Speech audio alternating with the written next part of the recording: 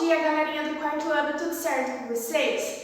Pessoal, hoje nós vamos trabalhar com a disciplina de História, ok? Vamos ver da página 144 até a página 147, tá bom? Nós vamos trabalhar com a leitura de dois textos e a interpretação dele respondendo algumas questões na apostila, tá bom? Então vamos lá para a página 144. O primeiro tema diz assim: diferentes povos, características em comum. Vamos conhecer as características comuns à maioria dos povos indígenas que moravam no litoral do Brasil no início do século XVI, tá?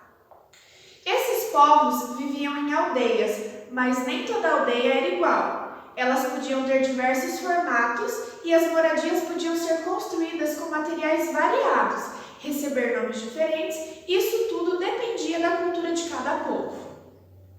Os tupis, por exemplo, chamavam as aldeias de taba e cada moradia de oca. As ocas eram construídas uma do lado das outras, num formato circular. E cada oca vivia pessoas de uma mesma família.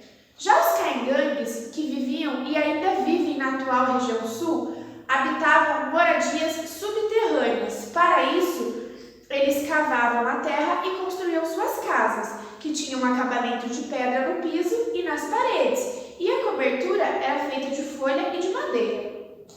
O formato de suas aldeias, assim como as da aldeia tupi, era circular. Outra característica dos povos indígenas não era usar vestimentas, como você viu na carta de Caminha. Esse foi um aspecto que muito chamou a atenção dos europeus, acostumados a cobrir todo o corpo com roupas. Os indígenas também usavam enfeites e faziam pinturas corporais, principalmente em situações que para eles eram importantes, como festas, guerras e etc. O modo de fazer os enfeites e as pinturas, assim como o significado deles, variava muito de um povo para outro. Então, nem todos usavam os mesmos enfeites, nem as pinturas da mesma maneira. O trabalho não tinha como objetivo produzir riqueza, como acontecia entre os europeus nessa mesma época. E por isso, tudo que era produzido era compartilhado entre toda a aldeia.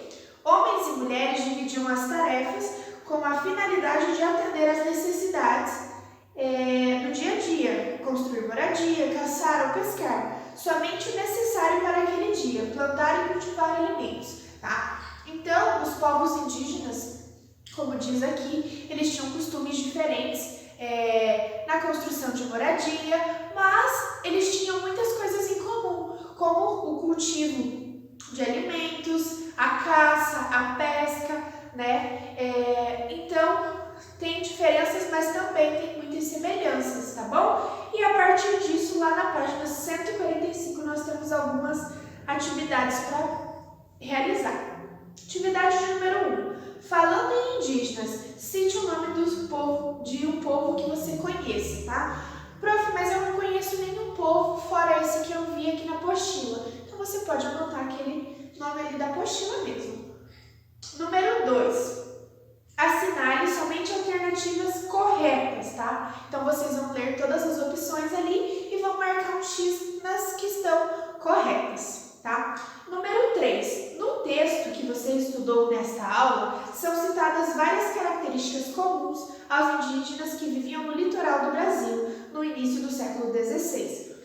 Com tanta coisa em comum, por que não é correto dizer que eles formavam um único povo? Cite exemplos que comprovem as suas respostas, tá? Então, vocês podem colocar ali sobre a cultura deles, sobre a maneira de construir as ocas, né, as casas. Vocês podem colocar sobre os adereços que eles usavam, sobre a pintura no corpo. Então, vocês podem especificar várias coisas ali, ok?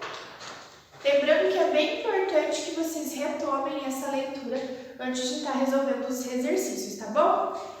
Africanos e europeus, alianças e conflitos, tá? Então, página 146, pessoal. Vimos que a mão de obra de pessoas escravizadas tornou-se fundamental para o desenvolvimento de atividades econômicas desenvolvidas pelos portugueses nas terras que conquistaram na América, ou seja, aqui no Brasil. No século XVI, os portugueses passaram a usar trabalho de pessoas escravizadas vindas de longe daqui, da África. Você imagina por que isso aconteceu? A escravidão já existia na África antes da chegada dos europeus. Essa prática ocorreu ao longo de toda a história da humanidade, em diversos pontos do planeta, e na África não foi diferente. Em 1520 e 1870, várias regiões da África passaram a fornecer escravizados para a América.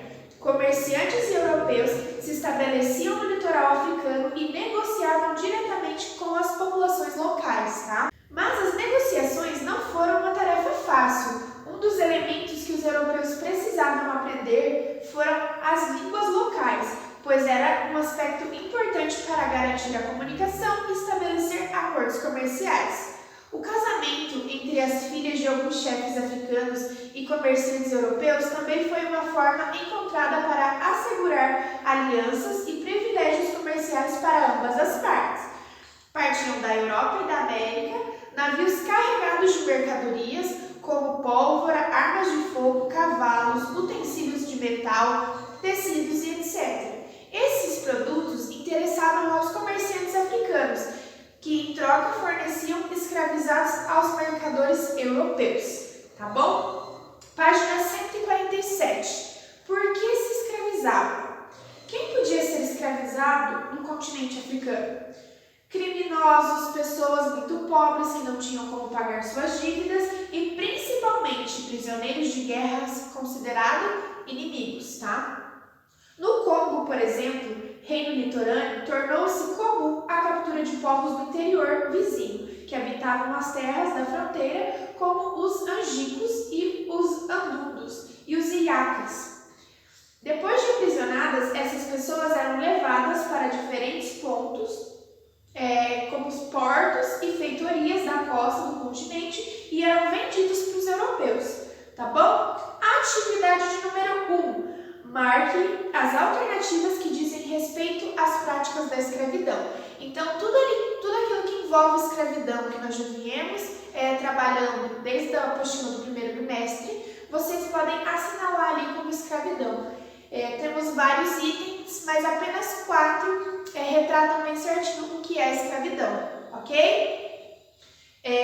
Questão de número 2. Quais mercadorias eram utilizadas pelos comerciantes europeus para trocar por escravizados? Então, você vai retomar lá na página anterior, na página 146, o texto, vai reler e vai anotar ali no exercício de número 2, tá bom? Gente, são apenas 2 textos, 2 interpretações, então é bem tranquilinha essa aula. Espero que vocês consigam realizar todos os exercícios. Quem tiver alguma dúvida, alguma dificuldade, é só chamar para eu lá na agendinha eletrônica, tá bom?